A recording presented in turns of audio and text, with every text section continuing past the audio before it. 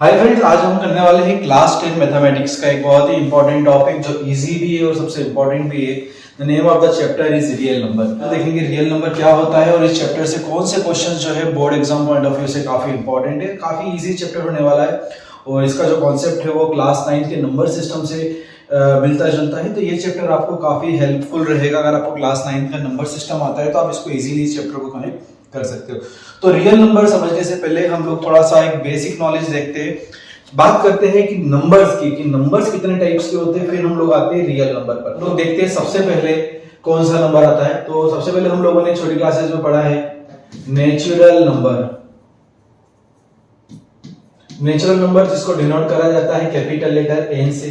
और natural numbers क्या होते हैं 1 2 3 अप टू इंफिनिटी तक। 1 से लेके इंफिनिटी तक जितने भी नंबर्स होते हैं वो नंबर्स क्या कहलाते हैं नेचुरल नंबर्स। इनको काउंटिंग नंबर्स भी बोला जाता है क्योंकि हम लोग जब भी किसी चीज की काउंटिंग करते हैं स्टार्ट कहां से करते हैं 1 से। तो natural number are also known as counting numbers. फिर उसके बाद में एक वो नया सिस्टम आया which is known as whole number denoted by W। अब होल नंबर में क्या था, natural number start from 1 to infinity, लेकिन इसके अंदर जीरो नहीं था। तो होल नंबर के अंदर स्टार्टिंग हुई जीरो से, 0 1 2 3 अप टू इंफिनिटी तक। मतलब सिर्फ होल नंबर और नेचुरल नंबर में क्या डिफरेंस है, जीरो का। इसके अंदर क्या ऐड हो गया, जीरो भी। तो इसको हम लोग बोल सकते हैं कि whole number is zero plus natural number. Whole number is zero plus, क्योंकि 1 से लेके इंफिनिटी तक ये नंबर क्या कहलाते हैं, नेचुरल नंबर। तो हमारे पास नेचुरल नंबर आया, उसके बाद में आया होल नंबर। थर्ड जो कॉन्सेप्ट वो आया यहां पर इंटीजर का। क्योंकि प्रॉब्लम कहां आ रही थी, integer is denoted by letter z। Problem कहां आ रही थी कि जीरो हो गया, सारे पॉजिटिव नंबर्स हो गए, लेकिन अभी तक कहीं भी नेगेटिव नंबर्स के लिए कोई प्लेस नहीं थी। तो इंटीजर ने वो प्रॉब्लम को सॉर्ट आउट कर दी। इंटीजर में हम लोग नेगेटिव इंफिनिटी से लेकर कहां तक, जीरो तक, और 1 से लेकर कहां तक, इंफिनिटी तक। मतलब सारे नेगेटिव नंबर्स, फिर जीरो और जितने भी पॉजिटिव नंबर्स हैं वो सब किसके अंदर आ गए, हमारे इंटीजर्स के अंदर। तो देखिए धीरे धीरे प्रॉब्लम जो है वो सॉर्ट आउट होते जा रही है। यहां जीरो की प्रॉब्लम थी तो वो प्रॉब्लम होल नंबर ने खत्म कर दी। नेगेटिव की प्रॉब्लम थी तो वो प्रॉब्लम इंटीजर्स ने खत्म कर दी। तो हम लोग इंटीजर्स को बोल सकते हैं नेगेटिव नंबर्स प्लस जीरो से लेके इंफिनिटी तक, ये क्या है, होल नंबर। तो negative number plus whole number. तो integer is basically negative numbers plus whole number. Whole number is zero plus natural number, और natural number is 1 to infinity. यहां तक भी सब कुछ बढ़िया चल रहा था। Integer is always a whole number. Whole number होंगे और नेगेटिव होंगे, मतलब इनके डिनोमिनेटर में हमेशा क्या होगा, 1। इसके अंदर फॉर एग्जांपल -7 -6 -24 1 2 0 11, इन सब के डिनोमिनेटर में क्या होगा, 1। बट व्हाट इफ अगर डिनोमिनेटर में 1 के अलावा कुछ नंबर हो, लाइक 2/7 -7/3 -6/11 -2/3 4/7, तो वो वापस एक प्रॉब्लम आ रही है। तो उस प्रॉब्लम को सॉर्ट आउट करने के लिए एक और सिस्टम बना नंबर का, कॉल्ड रेशनल नंबर। क्या बोला जाता है उसको, रेशनल नंबर। ठीक है, तो एक और सिस्टम बना है यहां पर रेशनल नंबर। रेशनल नंबर्स क्या होते हैं, any number in the form of numerator upon denominator. Numerator upon denominator के फॉर्म में जो भी नंबर होता है उन्हें क्या बोला जाता है, rational number, where q is not equals to 0। q क्या नहीं होना चाहिए, 0 नहीं होना चाहिए। For example -2/4 numerator upon denominator, 6/7 4/5। अगर मैं इंटीजर ले रहा हूं, लेट्स से 1 या 11, तो it can be write as 11/1। तो इंटीजर्स भी सारे क्या हो जाएंगे, रेशनल नंबर्स हो जाएंगे। ये सारे इंटीजर्स भी है और ये सब किसके अंदर आ रहे हैं, इनके डिनोमिनेटर में 1 है, मतलब ये रेशनल नंबर भी है, numerator upon denominator. So all the integers are rational number, but not all the rational number are integer. सारे इंटीजर्स रेशनल नंबर होंगे, लेकिन सारे रेशनल नंबर इंटीजर्स नहीं होंगे। जिसके डिनोमिनेटर में 1 नहीं है वो नंबर्स इंटीजर्स नहीं होंगे, वो सिर्फ क्या होंगे, रेशनल नंबर होंगे। और जितने भी इंटीजर्स है वो बेसिक 100% क्या होंगे, रेशनल नंबर होंगे ही होंगे। तो सिमिलरली यहां पर भी all the natural numbers are whole number, but not all whole numbers are natural number. जितने भी होल नंबर्स है वो सारे क्या होंगे, 100% इंटीजर्स होंगे, ठीक है। लेकिन सारे इंटीजर्स होल नंबर नहीं होंगे, क्योंकि अगर नेगेटिव में रहे इंटीजर्स तो वो होल नंबर नहीं हो सकते। लेकिन सारे होल नंबर्स किसके अंदर आ रहे हैं, इंटीजर्स के अंदर। सो हम एक टाइप से फॉर्मेशन देख सकते हैं कि धीरे धीरे क्या हो रहा है, all whole numbers contain natural numbers, all integers contain whole number, all rational number contain all the integers. तो इस तरह से जो है स्टेप बाय स्टेप हमारा यहाँ पर नंबर सिस्टम जो है वो इंट्रोड्यूस होते गया और ये पूरा सिस्टम हो गया। अगर मैं रेशनल नंबर की बात करूं तो रेशनल नंबर में मे भी अगर मैंने बोला कि 4, तो 4 आप अगर ध्यान से देखोगे तो ये 4 नेचुरल नंबर भी है, 4 होल नंबर भी है, 4 एक इंटीजर भी है और 4 एक रेशनल नंबर भी है। 4/1 लिखा तो क्लियर। सो रेशनल नंबर इनमें से कोई भी हो सकता है। सिमिलरली अगर मैं इंटीजर्स की बात करूं तो इंटीजर्स मैंने बोला आई हैव एन इंटीजर, तो वो इंटीजर एक नेचुरल नंबर भी हो सकता है और एक होल नंबर भी हो सकता है। लेकिन होगा ये 100% ट्रू नहीं है, क्योंकि हो सकता है कि नेगेटिव में हो तो ये दोनों नहीं होंगे, लेकिन हाँ चांसेस इसके है कि हो सकता है।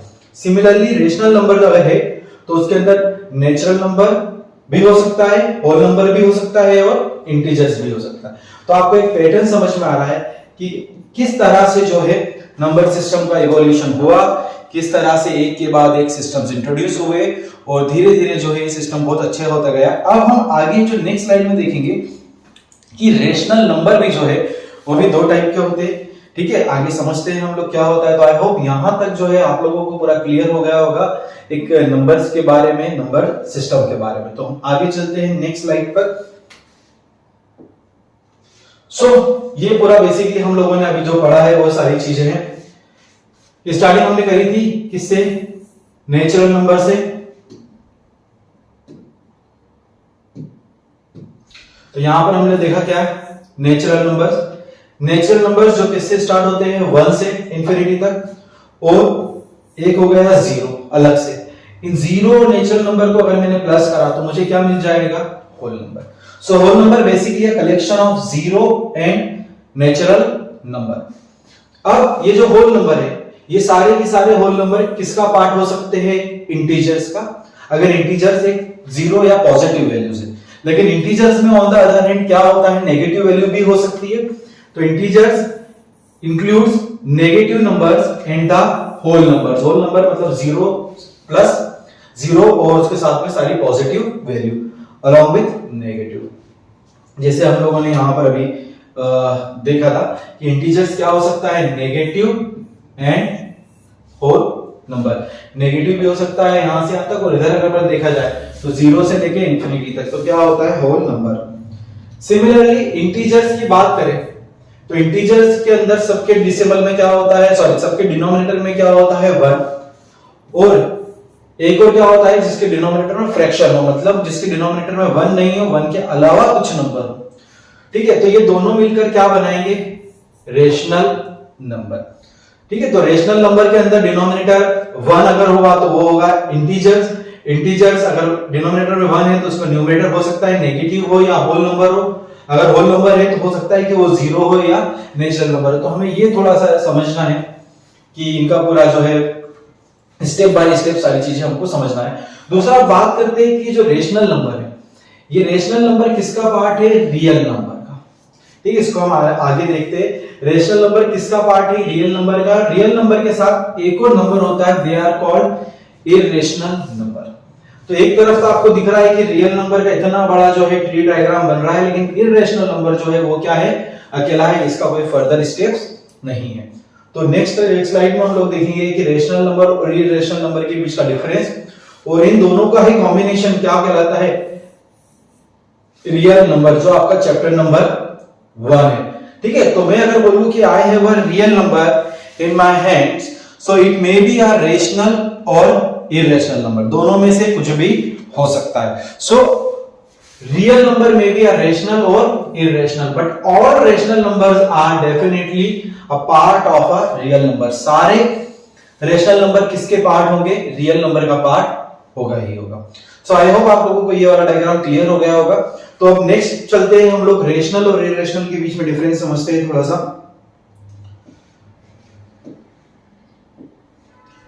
तो यहां से हम लोगों ने देखा रियल नंबर 2 टाइप्स के होते हैं।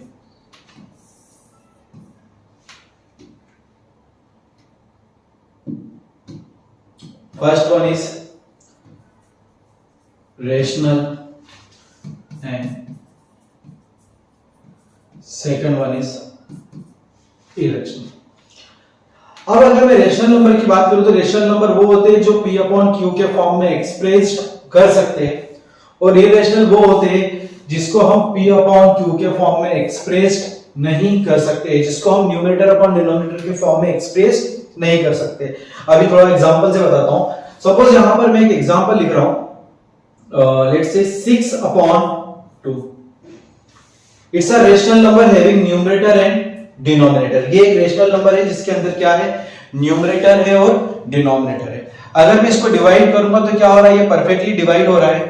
2 3 जा 6 और रिमाइंडर कितना आ रहा है, 0। इट मींस कि ये नंबर क्या हो गया, जब मैं 6 को 2 से डिवाइड कर रहा हूं तो मेरा रिमाइंडर 0 आ रहा है। मतलब क्वेश्चन जो है वो एक पॉइंट पर आकर क्या हो जाएगा, टर्मिनेट हो जाएगा, इसके आगे नहीं जा सकता, क्योंकि रिमाइंडर आ गया, मतलब हमारा ये डिवीजन जो है वो कंप्लीट हो गया। तो 6 अपॉन 2 की बात करें तो इसका जो रिमाइंडर आ रहा है वो कैसा आ रहा है, 0। Remainder is equals to 0। और क्वेश्चन की बात करूं तो क्वेश्चन क्या हो रहा है, टर्मिनेटिंग।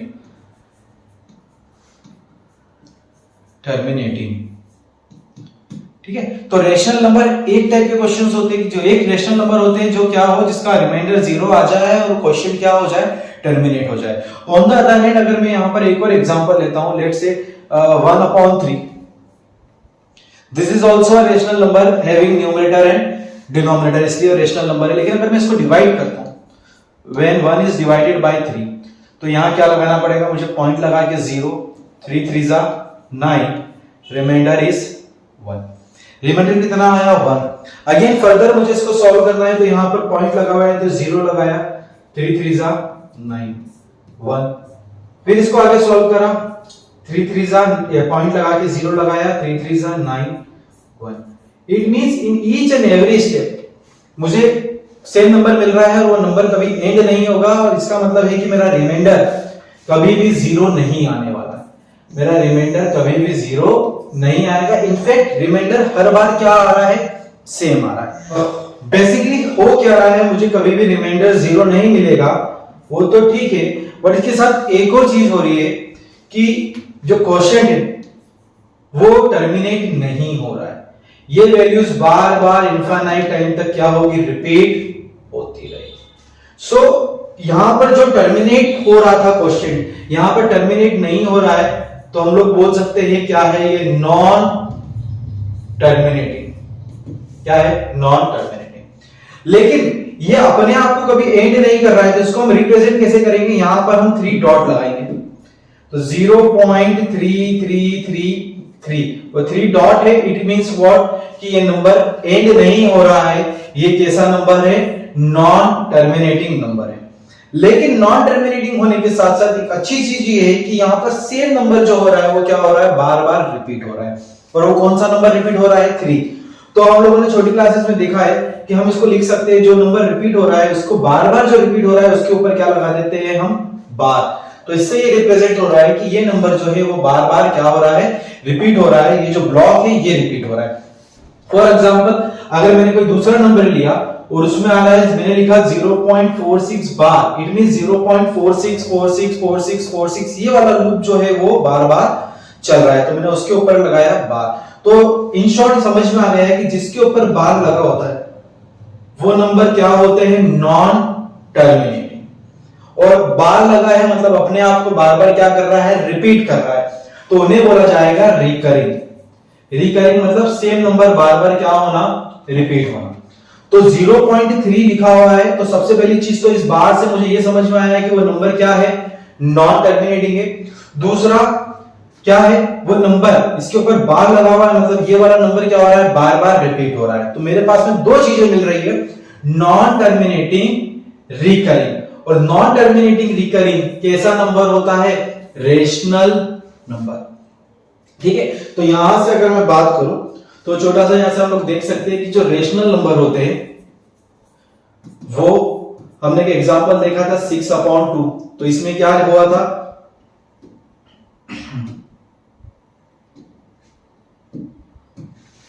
कि remainder is 0, that is number is terminating. फिर अभी हमने दूसरा एग्जांपल देखा 1/3, रिमाइंडर इज नॉट 0, तो ये क्या हो गया? Non terminating.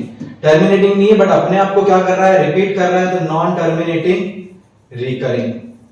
So a rational number is of two type, either terminating और नॉन टर्मिनेटिंग। ये आपको ध्यान में रखना है कि रेशनल नंबर क्या होता है, दो टाइप के होंगे, या तो वो टर्मिनेट होगा या फिर नॉन टर्मिनेटिंग रिकरिंग। ठीक है, तो जहां भी आपको बार दिख गया है किसी नंबर के ऊपर तो सोचना ही नहीं, सीधे आंख बंद करके उस नंबर को क्या बोल देना है? Rational number. और रेशनल नंबर का कौन सा टाइप है? Non terminating recurring. अब हम बात करते हैं इररेशनल नंबर। तो इररेशनल नंबर की तरफ हम चलते हैं। सो इररेशनल नंबर्स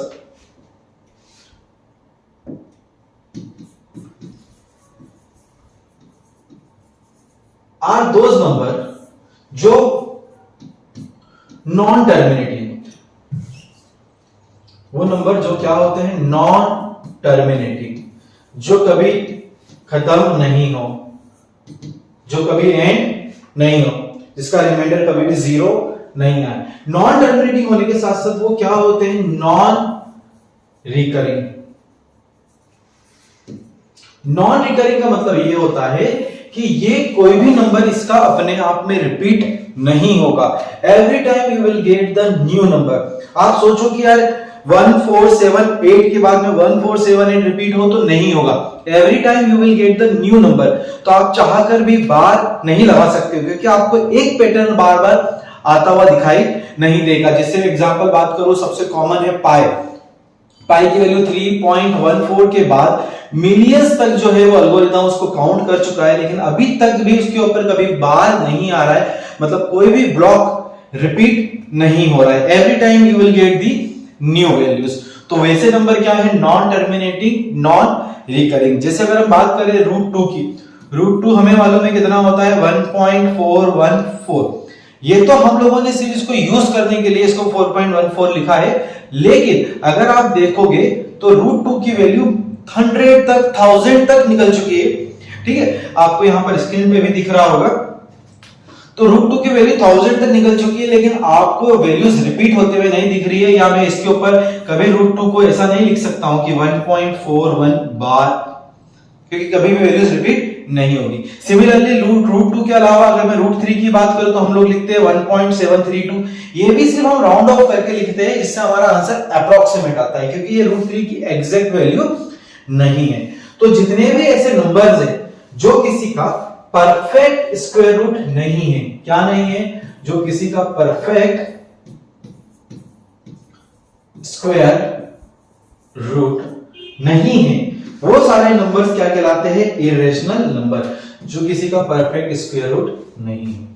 तो एग्जांपल काफी इजी है। फॉर एग्जांपल √2, √3, √4 2 का परफेक्ट स्क्वायर है, इसलिए वो क्या है? रेशनल नंबर है। √5, √6, √7, √8, √9 नहीं ले सकते, इधर से हम लोग ले सकते हैं √11, √18, √117, ठीक है, √101। तो जो किसी का परफेक्ट स्क्वायर नहीं है वो सारे के सारे नंबर क्या होते हैं? इरेशनल नंबर्स होते हैं। तो वापस चलते हैं हम लोग डी डायग्राम की तरफ। तो यहां से हम लोगों ने रेशनल नंबर देख लिया कि क्या होता है।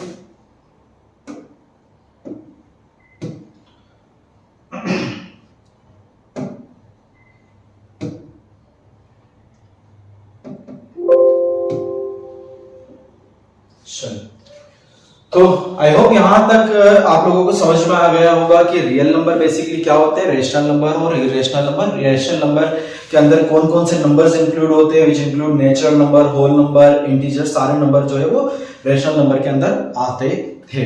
उसके अलावा हम लोगों ने रेशनल नंबर के टाइप्स देखे, या तो टर्मिनेटिंग होगा, और अगर टर्मिनेटिंग नहीं है तो नॉन टर्मिनेटिंग रिकरिंग होगा, दैट इज रिपीटिंग। फिर हम लोगों ने देखा इरेशनल नंबर क्या होते हैं, जो कि नॉन टर्मिनेटिंग होते हैं, नॉन रिकरिंग होते हैं, मतलब रिपीट भी नहीं करेंगे और कभी एंड भी नहीं होंगे। तो ये था हमारा एक फर्स्ट पार्ट। ठीक है, यहां से एमसीक्यूज जो है वो या असर्शन रीजन में क्वेश्चंस पूछे जा सकते हैं। तो अब हम लोग चलते हैं नेक्स्ट टॉपिक पे, जो एक बहुत ही इंपॉर्टेंट टॉपिक है नंबर सिस्टम का या रियल नंबर का, जो एग्जाम में 101% आता है और आएगा और काफी इजी है, स्कोरिंग है। तो हम चलते हैं उस क्वेश्चन की तरफ, देखते हैं कि क्वेश्चन क्या है। लास्ट ईयर भी क्वेश्चन पूछा गया है, इस बार अभी जो बोर्ड के एग्जाम हुई उसके अंदर भी ये क्वेश्चन पूछा गया है। तो ये क्वेश्चन जनरली 3 मार्क्स में पूछा जाता है। तो क्वेश्चन की तरफ चलते हैं कि क्वेश्चन क्या है, ध्यान से समझना।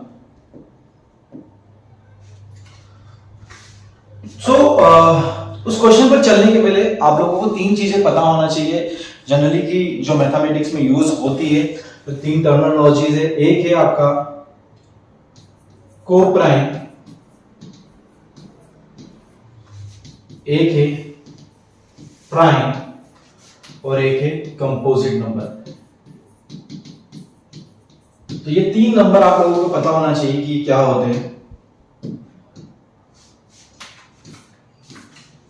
सो कोप्राइम नाम भी समझ में आ रहा है, को मतलब क्या है, यहां पर एक पेयर की बात चल रही है। तो कोप्राइम वो होते हैं जिनका एचसीएफ कितना होता है, पेयर ऑफ नंबर। एचसीएफ 1 होता है किसका, पेयर ऑफ नंबर्स का। जैसे फॉर एग्जांपल अगर मैं बात करूं कि 2/3, इनके बीच में कुछ भी कॉमन नहीं है अदर देन 1, तो इनका एचसीएफ कितना होगा, 1। अगर मैं बात करूं 4/7, इनका भी एचसीएफ क्या होगा, 1।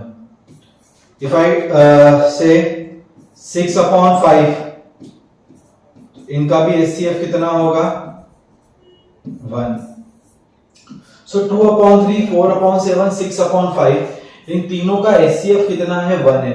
और 2/3 ये तीनों नंबर जो है ये अपने आप में कैसे नंबर है, रेशनल नंबर। कैसे नंबर है, रेशनल नंबर।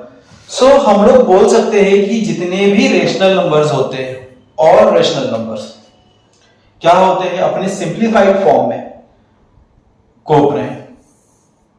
ठीक है, अगर लिखा हुआ है 4/8, सो इट इज 1/2। अगेन 1/2 कैसे है, कोप्राइम नंबर है। तो जितने भी रेशनल नंबर्स होते हैं वो सारे के सारे नंबर्स क्या होते हैं, कोप्राइम। इस लाइन को ध्यान से सुनिएगा, all the rational numbers are coprime, मतलब उनके बीच में कुछ भी कॉमन नहीं है अदर देन, कोई भी कॉमन फैक्टर नहीं है अदर देन 1, तो उनका एचसीएफ क्या होगा, 1। मतलब अगर मैं बोल रहा हूं कि 2 नंबर है जिनका एचसीएफ 1 है, तो definitely they are coprime, and if they are coprime definitely they are rational number. ठीक है, यहां तक समझ में आ गई कि all the rational numbers are coprime, all rational number are coprime. इसको ध्यान से लिख लीजिएगा, ये बहुत ही इंपॉर्टेंट लाइन है। फिर हम बात करते हैं प्राइम नंबर की। सो प्राइम नंबर वो होते हैं जिनका कॉमन फैक्टर क्या होता है, 1 एंड द नंबर इटसेल्फ, जिनके 2 कॉमन फैक्टर होते हैं। क्या होता है अगर इसको देखा जाए तो एग्जैक्टली 2 कॉमन फैक्टर। यहां पर क्या होता है, exactly 1 common factor, that is 1 only, but यहां पर 2 कॉमन फैक्टर होते हैं। जैसे फॉर एग्जांपल मैं बात करूं 2 के फैक्टर्स कौन कौन से हो गए, 1 एंड 2। तो 2 क्या हो गया, smallest prime number.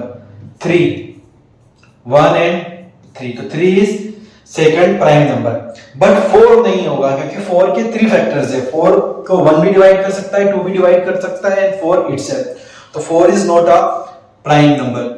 So co-prime is exactly 1 factor, prime is exactly 2 common factor, and the 1 in the number itself, and the last one is composite number. Composite वो होते हैं जिनके more than two common factor, जिनके क्या होते हैं, दो से ज्यादा कॉमन फैक्टर होते हैं। तो अभी हमने देखा कि स्मॉलेस्ट कंपोजिट नंबर कौन सा है, 4, जिसके 1 is a factor, 2 is a factor and the 4 itself is a factor. तो स्मॉलेस्ट कंपोजिट नंबर इज 4, क्योंकि इससे पहले जितने भी नंबर है 1 2 3 उनके या तो ए 1 फैक्टर है या फिर 2 फैक्टर है, बट 4 ऐसा नंबर है जो सबसे स्मॉलेस्ट है और क्या है, कंपोजिट नंबर। तो आई होप को प्राइम, प्राइम और कंपोजिट के बीच में आपको डिफरेंस समझ में आ गया होगा। तो इसमें जो सबसे इंपॉर्टेंट अभी हम जो क्वेश्चन करने वाले हैं, ये वाला कॉन्सेप्ट है को प्राइम का। तो चलते हैं हम लोग नेक्स्ट कॉन्सेप्ट पे, को प्राइम की तरफ, और इसकी हेल्प से जो है हम बहुत ही इंपॉर्टेंट क्वेश्चन सॉल्व करने वाले। चलते हैं जो इस चैप्टर का सबसे इंपॉर्टेंट क्वेश्चन है, जो मैंने आपको बताया जो एग्जाम में हर बार पूछा जाता है। तो वो क्वेश्चन क्या है अभी हम लोग देख लेते हैं। क्वेश्चन है प्रूव दैट √2 is irrational। आपको यहां पर बताना है कि जो √2 है वो कैसा नंबर है, इरेशनल नंबर। ठीक है, बहुत ही इंपॉर्टेंट क्वेश्चन है। यहां पर √2 के अलावा कुछ भी आ सकता है, जैसे अभी एग्जाम में √3 के लिए आया था बोर्ड एग्जाम में, इट में भी √5, √6, √7, √11 कुछ भी आ सकता है। अगर आपने √2 के लिए इस क्वेश्चन को समझ लिया तो आप किसी भी नंबर के लिए सेम स्टेप फॉलो करके आंसर को ला सकते हो। तो अब इस क्वेश्चन को करना कैसे है, ध्यान से समझिएगा कि मेरी अप्रोच क्या है कि इस क्वेश्चन को करने के लिए मुझे इसको बताना है इरेशनल। तो मैं इसको डायरेक्ट इरेशनल नहीं बताऊंगा, मैं इसको एक अलग मेथड से इरेशनल नंबर बताऊंगा, जिस मेथड को बोला जाता है मेथड ऑफ कॉन्ट्राडिक्शन। जो हिप्पार्कस ने जो मेथड दी थी, मैथमेटिशियंस था, उन्होंने बताया कि इरेशनल नंबर जैसी भी कोई चीज है। ठीक है, तो कौन सी मेथड दी थी उन्होंने मेथड दी थी कॉन्ट्राडिक्शन मेथड।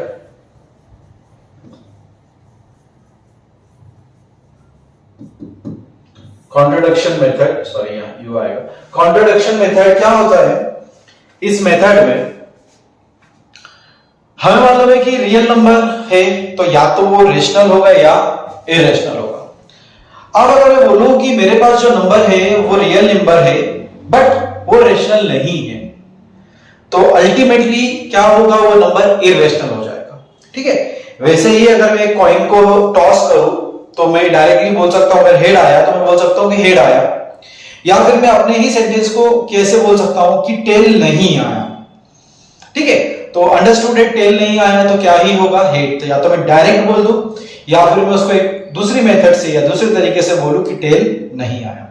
सिमिलरली यहां पर मुझे √2 को इरेशनल बताना है, तो सबसे पहले मुझे यह बताना पड़ेगा कि √2 रेशनल नहीं है।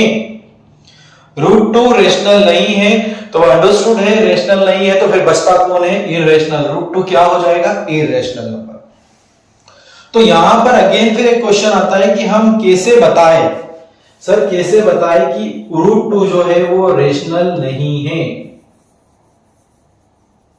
कैसे बताएं कि √2 रेशनल नहीं है, सो दैट कि ये क्या हो जाएगा, इरेशनल। तो यहां पर आपको फिर समझना है जो मैंने फोकस करा था बार बार को प्राइम पर।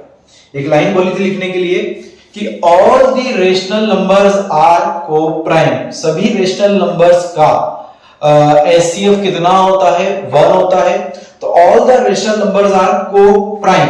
तो उसी कॉन्सेप्ट को मैं यहां यूज कर सकता हूं कि √2 को मुझे बताना है कि रेशनल नंबर नहीं है, इसका मतलब कि √2 को प्राइम नहीं है। ठीक है, अगर √2 को प्राइम नहीं है तो डेफिनेटली √2 रेशनल नहीं है, और अगर रेशनल नहीं है तो फिर बचता क्या है, इरेशनल। क्योंकि जितने भी रेशनल नंबर्स होते हैं वो क्या होते हैं, को प्राइम, मतलब उनमें A1 के अलावा कुछ भी कॉमन नहीं है। तो मैं √2 को क्या बता दूंगा कि ये को प्राइम नहीं है। को प्राइम नहीं है मतलब इसके अंदर 1 के अलावा भी कोई नंबर ऐसा है जो क्या है, √2 का फैक्टर है, मतलब एक से ज्यादा फैक्टर इसके क्या है, मतलब वो को प्राइम नहीं है। वो को प्राइम नहीं है तो वो नंबर डेफिनेटली रेशनल तो होगा ही नहीं, क्योंकि सारे रेशनल नंबर्स क्या होते हैं, को प्राइम। और रेशनल नहीं है तो हमारे पास सेकंड ही ऑप्शन बचता है, दैट इज इरेशनल नंबर। तो मैंने डायरेक्टली इरेशनल प्रूफ ना करते हुए एक दूसरी मेथड से इसको बताया कि ये नंबर रेशनल नहीं है। इस मेथड को बोला जाता है मेथड ऑफ कॉन्ट्राडिक्शन। अब इसके अंदर होगा क्या कि मैं पूरे क्वेश्चन को मान के चलूंगा कि √2 क्या है, इरेशनल। मैं उसमें को प्राइम का टेस्ट लगाऊंगा, को प्राइम का टेस्ट लगाने के बाद मुझे एक से ज्यादा फैक्टर मिलेंगे और लास्ट में मैं अपनी मिस्टेक को कन्फेस कर लूंगा कि यार जो मैंने माना था कि रेशनल है वो क्या था, गलत। मैं अपने ही स्टेटमेंट को क्या कर रहा हूं, कॉन्ट्राडिक्ट, तो ये क्या हो जाएगा, इरेशनल। ठीक है, ये मेथड है। तो अब क्वेश्चन आता है कि सर बताए कैसे कि √2 जो है वो को प्राइम नहीं। तो चलिए देखते हैं इस क्वेश्चन को हम लोग कैसे करेंगे। 3 नंबर में क्वेश्चंस पूछा जाता है, फिक्स्ड है ये क्वेश्चन। इस टाइप का क्वेश्चन वैल्यूज में भी चेंज। ठीक है, इसमें हम आगे देखेंगे कि 2 मार्क्स में कैसे पूछा जाता है, 5 मार्क्स में कैसे, तो वो सारी चीजें हम आगे देखते हैं। तो अभी हमारा मेन एम है कि √2 को क्या बताना है, को प्राइम बताना है कि को प्राइम नहीं है, एक से ज्यादा फैक्टर इसके पॉसिबल है। तो यहां पर जो है step marking is very important. यहां पर आपको एक एक चीजें लिखना पड़ेगी, वो काफी इंपॉर्टेंट है। ठीक है, हर स्टेप की मार्किंग है। तो चलिए देखते हैं हम लोग कॉन्ट्राडिक्शन मेथड को।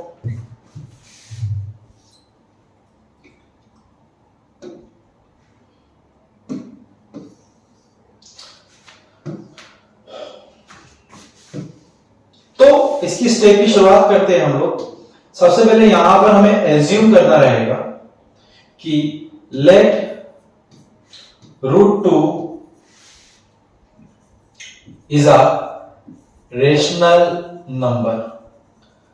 Late √2 is a rational number. पहले मैं इसको क्या मानूंगा कि क्या है, ये रेशनल नंबर है।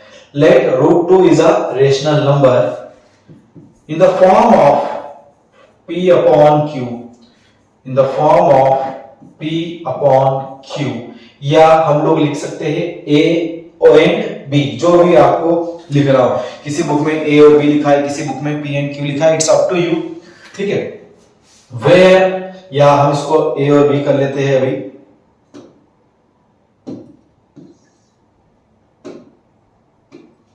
इन the form of A upon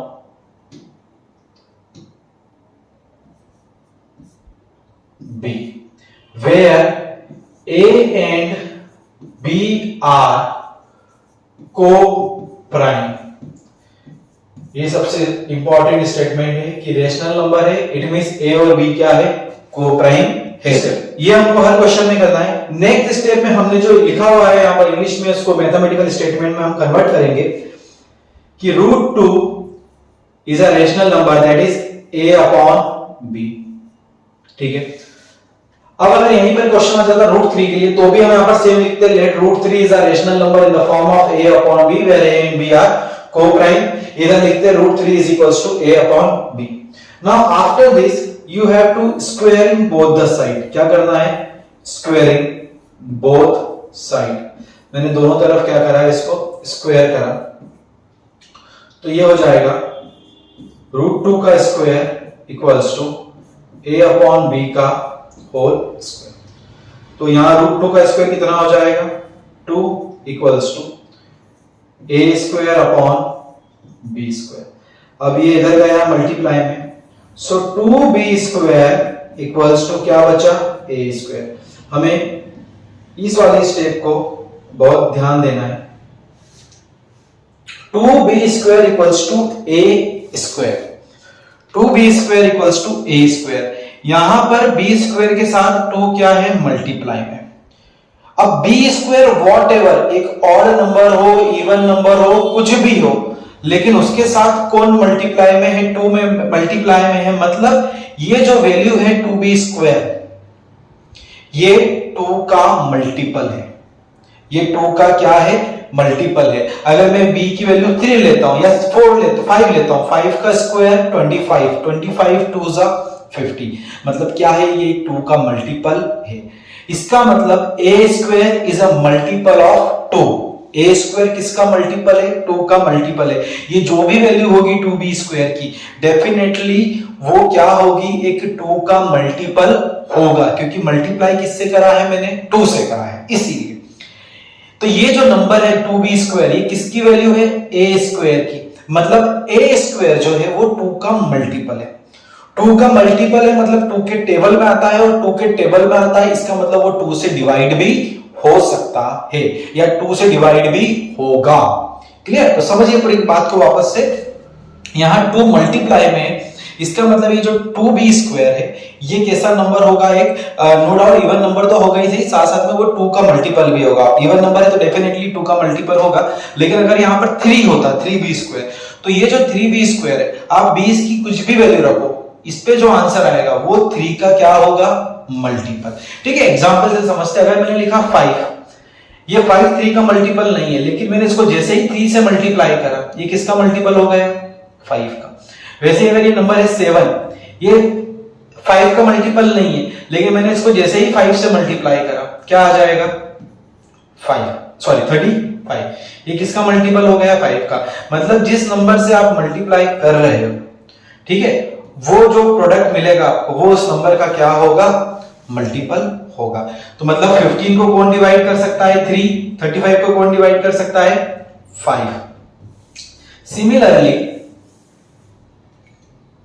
यहां पर 2 जो है इसके साथ मल्टीप्लाई, मतलब ये जो 2b² है वो 2 के टेबल में आएगा, मतलब a² जो है वो 2 का मल्टीपल है, मतलब 2 से 100% डिवाइड भी होगा। तो मैं यहां पर लिख सकता हूं 2 डिवाइड्स a²। ठीक है, 2 क्या कर रहा है, a² को डिवाइड कर रहा है। अगर यहाँ पर √3 होता तो क्या हो जाता, 3 = a² b², और यहाँ पर क्या हो जाता, 3b²। 3b² है, मतलब डेफिनेटली जो इसकी वैल्यू आएगी उसके साथ 3 मल्टीप्लाई में है, मतलब जो भी आंसर आएगा वो 3 का क्या होगा, मल्टीपल। 3 का मल्टीपल है, मतलब a² 3 का क्या है, मल्टीपल है, और 3 का मल्टीपल है मतलब 3 के टेबल में आता है, तो डेफिनेटली a² को कौन डिवाइड कर देगा, 3। तो क्या लिखाएगा, 3 डिवाइड्स a²। यहां पर अभी 2 है तो क्या लिखाएगा, 2 डिवाइड्स a²। अगर यहीं पर 5 होता तो क्या लिखा था, 5b² = a², तो 5 डिवाइड्स a²। आई होप ये वाली जो स्टेप से ये आपको समझ में आई होगी। नाउ नेक्स्ट हमने क्या लिखा, 2 डिवाइड a², मतलब 2 क्या कर रहा है, a के स्क्वायर को डिवाइड कर रहे हैं। 2 जो है वो a के स्क्वायर को डिवाइड कर रहा है। मान लो कि a जो है, a का स्क्वायर है लेट्स से 2 का स्क्वायर 4, तो यहां पर a कितना है, 2। तो एक नंबर है जो a के स्क्वायर को क्या कर रहा है, डिवाइड, मतलब 2 क्या कर रहा है, a का स्क्वायर, a को हमने मान लिया क्या है, 2, उसको डिवाइड कर लिया। अगर मैं a को 3 मानूंगा तो 3 का स्क्वायर = 9, लेकिन ये इसको डिवाइड नहीं कर रहा है। लेकिन स्टेटमेंट में हमने क्या लिखा है कि 2 डिवाइड्स a², मतलब a एक ऐसा नंबर होगा जिसका स्क्वायर भी किससे डिविजिबल हो जाएगा, 2 से डिविजिबल हो जाएगा। तो अगर मैं यहां लेता हूं लेट्स से 4, तो 4 का स्क्वायर क्या है, 16। तो 16 को कौन डिवाइड कर रहा है, 2 डिवाइड कर रहा है, मतलब हमारा ये स्टेटमेंट करेक्ट है कि जो 2 है वो a के स्क्वायर को क्या कर रहा है, डिवाइड कर रहा है। तो 2 जो है वो a को भी क्या करेगा, डिवाइड करेगा। अगर 2 जो है 4 के स्क्वायर को डिवाइड कर रहा है तो डेफिनेटली 2 उस नंबर को भी डिवाइड करेगा। ठीक है, are you getting my point? तो 2 डिवाइड्स a², मतलब 2 डिवाइड्स a। ये अगेन एक बहुत इंपॉर्टेंट कंक्लूजन यहां से मिला, इसको मैंने दे दिया इक्वेशन नंबर 2, और ये वाली जो इक्वेशन है इसको मैंने बोला इक्वेशन नंबर 1। तो मेनली जहां बच्चे इस क्वेश्चन में मिस्टेक करते हैं वो है यहां पर। ठीक है, इस कॉन्सेप्ट को समझना जरूरी है कि 2 जो है, a² एक ऐसा नंबर है जो 100% 2 से क्या हो रहा है, डिवाइड हो रहा है। तो डेफिनेटली 2 क्या करेगा, अगर उसके स्क्वायर को डिवाइड कर रहा है, जैसे 4 के स्क्वायर को अगर 2 डिवाइड कर रहा है तो यहां पर 4 को भी क्या करेगा, डिवाइड करेगा। वैसे अगर 6 के स्क्वायर को 2 डिवाइड कर रहा है, 36 को अगर 2 डिवाइड कर रहा है तो 2 6 को भी क्या करेगा, डिवाइड करेगा। चलिए यहां तक मुझे सारी चीजें समझ में आ गई। अब हम 50% पार्ट इस क्वेश्चन का कर चुके हैं, अब आगे चलते हैं। यहां पर एक इंपॉर्टेंट कंक्लूजन मुझे मिला कि 2 डिवाइड्स a, मतलब 2 जो है वो a को क्या कर रहा है, पूरी तरह से डिवाइड कर रहा है। इसका मतलब a जो है वो 2 का क्या है, मल्टीपल। ठीक है, अगर यहां पर 3 होगा तो वो 2 इसको क्या है, डिवाइड नहीं करेगा। अगर 5 होगा तो डिवाइड नहीं करेगा। लेकिन अगर 2 का मल्टीपल है तो क्या करेगा, 2 इसको डिवाइड कर लेगा। मतलब a जो है वो क्या क्या हो सकता है, ए में भी 2, 4, 6, 8, 10, 12, 14, 112, 114 कुछ भी हो सकता है जो 2 का क्या होगा, मल्टीपल होगा। तो यहां पर मुझे ए की फिक्स्ड वैल्यू नहीं पता है, इसीलिए मैंने लेट एक एज्यूम कर लिया कि जो ए है वो 2 का मल्टीपल है। तो मैंने यहां पर क्या मान लिया, let a is equals to 2c।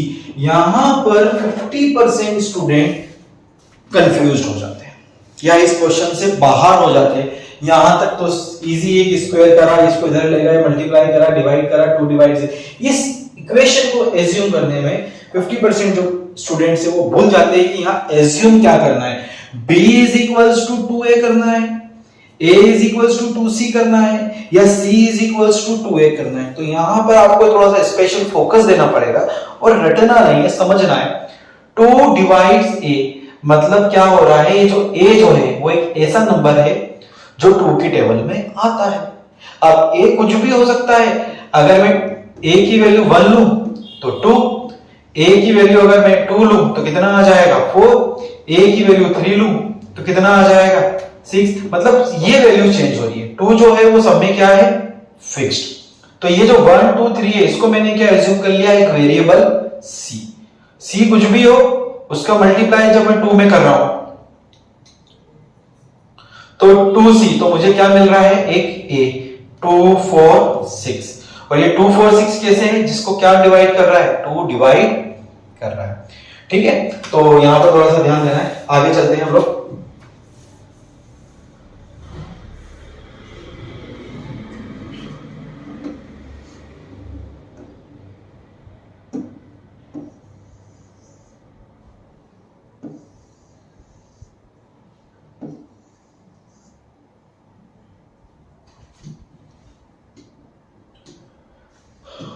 तो a इक्वल्स टू 2c। अब a इक्वल्स टू 2c जो a की वैल्यू है इसको दे दिया हमने equation number 3। Now put equation 3 in equation 1। अब इक्वेशन 3 की वैल्यू मैं कहां पुट करूंगा, इक्वेशन 1 में। इक्वेशन 3 की वैल्यू, ये वाली वैल्यू कहां पुट करूंगा, इसके अंदर जहां मैंने क्लाउड बनाया। सो यहां से हम लोग बोल सकते हैं 2b square is equals to a का स्क्वायर, और a क्या है 2c, क्या हो जाएगा 2c का square. So 2b square is equals to 2 2 जा 4, 4c square. So b square equals to 4c square upon 2, cancel हो गया 2 से 2। So b square is equals to 2 times of c square।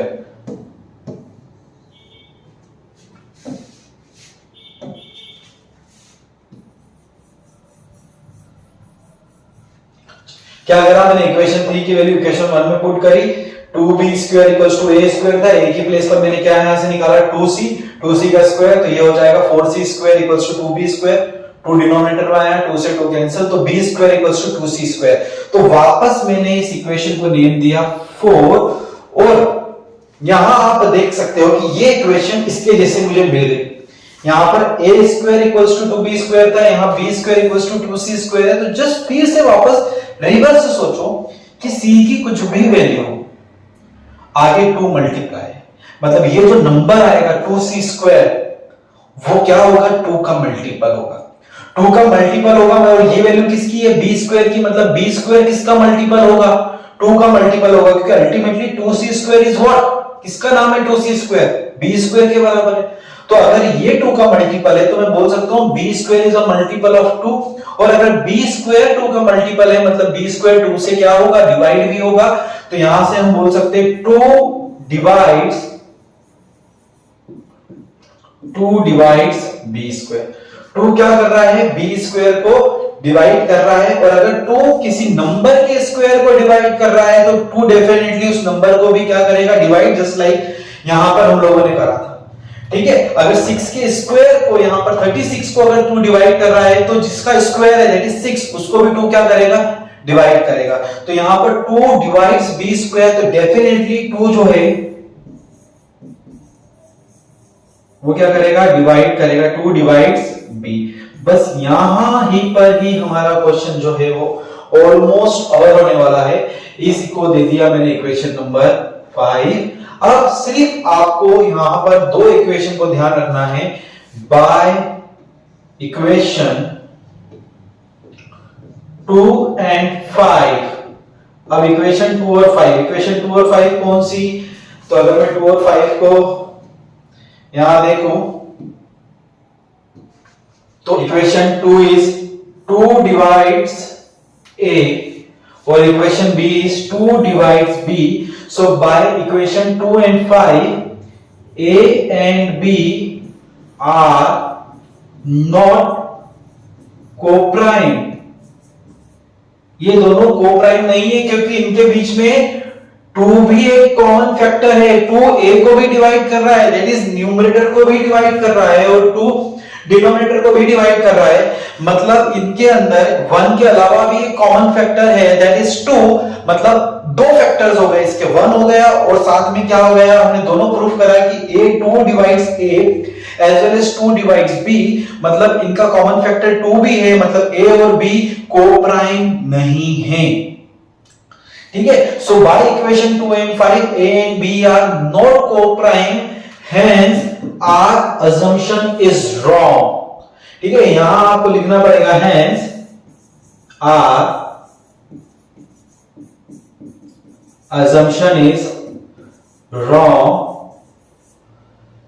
therefore root 2 is an irrational number। तो यहां जाके हमारा जो है ये सॉल्यूशन कंप्लीट होता है।